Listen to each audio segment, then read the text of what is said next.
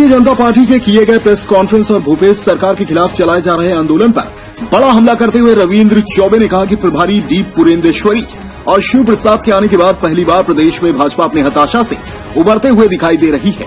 भाजपाई 5 ही संख्या में press conference करने एकजुटता दिखाई दिए। एकमात्र कारण है उनके राष्ट्रीय सचिव की बार बार उनको प्रताड़ना मिल रही है कि छत्तीसगढ़ में भारतीय जनता पार्टी कुछ काम नहीं कर पा रही है।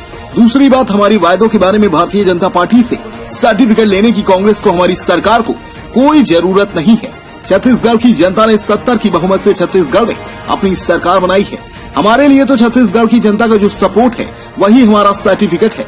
जहां तक आर्थिक की ढांचा कमजोर करने की बात है, मैं अपनी भाजपाई मित्रों से आग्रह करना चाहूंगा कि छत्तीसगढ़ सरकार जो राशि मिलनी चाहिए, सबसे पहले हम छत्तीसगढ़ के किसानों के धान खरीदी कर रहे हैं।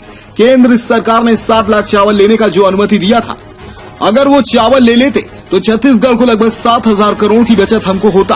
पहले इस नुकसान का भारतीय जनता पार्टी की केंद्र की सरकार है, पहले इसका जवाब उनको देना चाहिए।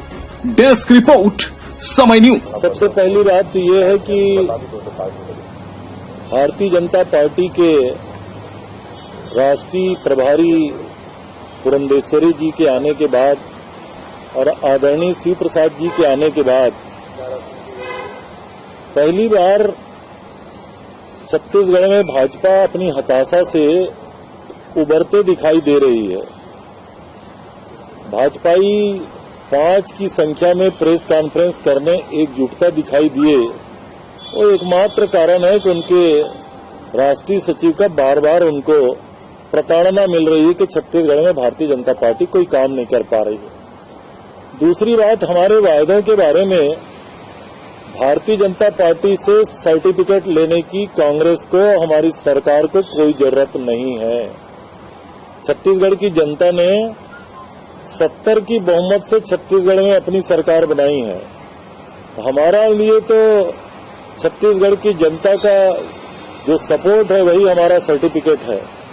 और जहां तक आर्थिक ढांचा कमजोर करने की बात है, मैं अपने भाजपाई मित्रों से आग्रह करना चाहूंगा कि छत्तीसगढ़ सरकार को जो राशि मिलनी चाहिए, सबसे पहले हम छत्तीसगढ़ के किसानों की धान खरीदी कर रहे हैं। केंद्र सरकार ने 40 लाख मीट्रिक टन चावल लेने का, 60 लाख मीट्रिक टन चावल लेने का जो अनुमति दिया था, अगर वो चावल ले लेते तो छत्तीसगढ़ के लगभग 7,000 करोड़ रुपए का बचत हमको होता। तो पहला ये नुकसान का जवाबदार तो भारतीय जनता पार्टी की केंद्र की सरकार है। भारतीय जनता पार्टी के नेताओं को इसके बारे में अपनी बात स्पष्ट करना चाहिए। दूसरी बात, छत्तीसगढ़ का जो जीएसटी का कलेक्शन है, उसमें छत्तीसगढ़ का जो अधिकार बनता है, उसमें हमारा हिस्सा 4,000 करोड़ केंद्र सरकार के द्वारा अभी देय है। छत्तीसगढ़ जीएसटी के बारे में जब केंद्र सरकार ने एक टैक्स एक नेशन की बात कही थी, तब जो उन्होंने कहा था कि जिन राज्यों को क्षति होगी उसकी पूरी क्षतिपूर्ति केंद्र सरकार करेगी, तो लगभग 3,500 करोड़ रुपया उसका हमको लेना शेष है। और छत्तीसगढ़ चूंकि प्रोडक्टिव स्टेट है, इसलिए हमारा हिस्सा और ज्यादा बनना चाहिए। तो जीएसटी का हिस्सा हमारा 11,000 करोड़ का होता है। कोयले का हमारा माइनिंग का जो रॉयल्टी का शेष है वो लगभग 4,000 करोड़ रुपया होता है। इस प्रकार अन्य देय को अगर मिला दें तो केंद्र सरकार हमारा 20,000 करोड़ रुपया छत्तीसगढ़ का सीधा प्रदान करना चाहिए, वो अभी तक किया नहीं है। इसलिए हमको हमारी जनता की जिम्मेदारी को निर्वहन करने के लिए कुछ कर्ज उठाना पड़ा है। और कोविड के चलते पूरे हिंदुस्तान की इकोनॉमी ठप हो गई है, तो छत्तीसगढ़ में भी अगर कर्ज उठाया गया है तो मैं समझता हूं कि इसको भारतीय जनता पार्टी को तकलीफ नहीं होनी चाहिए। आज भी छत्तीसगढ़ की अर्थव्यवस्था सुदृढ़ है। हम अपने जनता को जो वादा हमने किया वो पूरा काम कर रहे हैं। सर, अभी भी कई पुरानी बातें ऐसे हैं जो बाकी